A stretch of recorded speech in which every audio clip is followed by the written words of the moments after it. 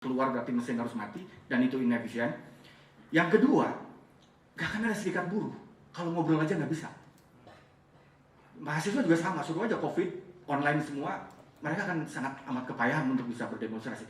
Jadi ketika kita membayangkan buruh atau mahasiswa itu jadi kelompok penting, kelompok progresi paling depan, kita kadang-kadang lupa bahwa bukan mereka inherently akan menjadi radikal atau menjadi agent of change.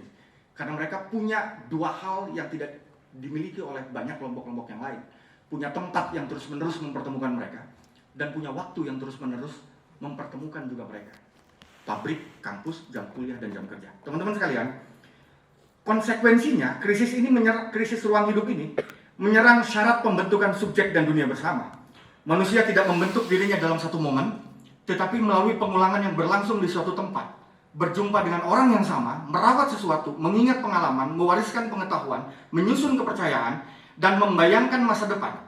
Ketika akar pada suatu tempat terus dicabut dan durasi habis-habisan diperas, pengulangan yang membentuk subjek dan dunia bersama itu terputus. Kapasitas yang dihancurkan itulah yang saya sebut sebagai daya menghuni. Daya menghuni adalah kemampuan manusia untuk mengubah suatu ruang menjadi tempat kehidupan dan mengubah waktu yang tersedia menjadi riwayat kehidupan. Kemampuan itu membutuhkan dua syarat yang bekerja sekaligus: penguasaan yang cukup atas suatu tempat dan kesenambungan waktu yang cukup untuk menetap di dalamnya.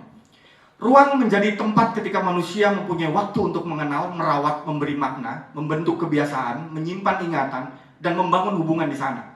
Waktu menjadi riwayat kehidupan ketika manusia mempunyai tempat untuk menggunakannya bersama orang-orang yang tidak lekas dan tidak gampang tercerai-berai. Krisis ruang waktu karena itu tidak hanya membuat manusia kehilangan tempat untuk tinggal dan waktu untuk menjalani kehidupan. Krisis tersebut merusak kemampuan manusia untuk membentuk hubungan, mengubah kelilingnya, dan ikut berubah melalui dunia yang dikerjakan bersama. Hancurnya daya menghuni kemudian menciptakan asimetri dalam pembentukan kekuasaan. Negara dan modal mempunyai tempat yang tetap sekaligus waktu yang panjang. Kekuasaan negara ditanam melalui istana, kantor pemerintahan, kantor polisi. Jadi kalau teman-teman baca di sini, sangat hierarkinya itu jelas. Di desa ada Babinsa, Babin Kaptipmas, di kecamatan ada Polsek, Polsek, Koramil, ada Kodim, ada Polres, ada Polda, ada Kodam. Logika politik bekerja dengan logika yang sama, teritorial. Dapil 1, kalau seorang terpilih di Dapil Cipete misalnya, biasanya kalau udah 3 kali terpilih baru digeser dapilnya, tapi biasanya bertahan di dapil itu, automatically dia akan menguasai teritori itu, kenal pasar mana, jagonya siapa, jawarannya siapa, dia mengenal urat dan otot satu teritori gitu.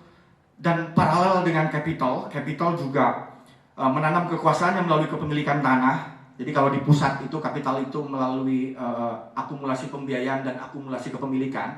Di level provinsi itu biasanya penguasaan teritori, kawasan berikat dan lain-lain.